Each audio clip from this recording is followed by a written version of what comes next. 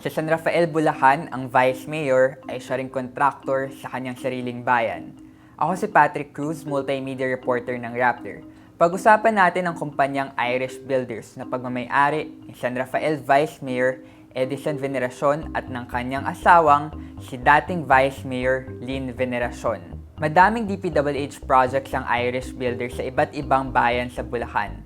Mula sa San Miguel, BRT, San Ildefonso, San Jose del Monte, Maykawayan, Plaridel, Santa Maria, Baliwag, Angat, Pandi, at Norsagaray. Pero kalahati or 55 sa mga projects nila ay nasa San Rafael, Bulacan. Ang total ng halaga ng kontrata nila dito ay 1.66 billion.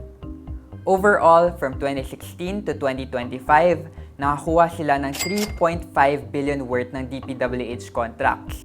From road projects, multipurpose buildings, to flood control projects, name it, they got it. Ultimo yung San Rafael campus ng Bulacan State University na nagbukas noong 2022, nakakuha rin ng kontrata ang Irish Builders. The company secured 190.21 million pesos worth of contracts para sa multipurpose buildings at auditorium sa BSU San Rafael campus. Naging epicenter na ang Bulacan sa mga issue ng katiwalian pagdating sa mga flood control projects. Ang sabi nga ni Bryce Hernandez, yung nasibak na DPWH engineer ng Bulacan, lahat daw ng projects sa 1st District Engineering Office mula 2019 to 2025 ay substandard. Nung sinuri namin yung mga projects ng Irish Builders, may 5 contracts silang nakuha for the said period sa mga lugar na sakop ng Bulacan 1st District Engineering Office.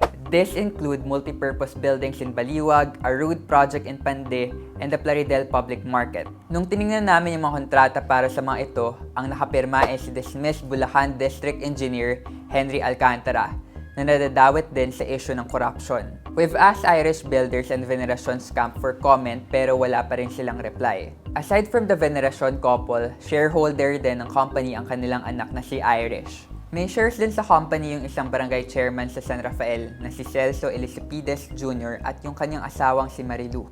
San Rafael is no different from many other cities and municipalities. Politiko na, contractor pa. May kilala ba kayong politiko-contractor na gusto nyong imbestigahan namin? I-download ang Rappler app and message us there.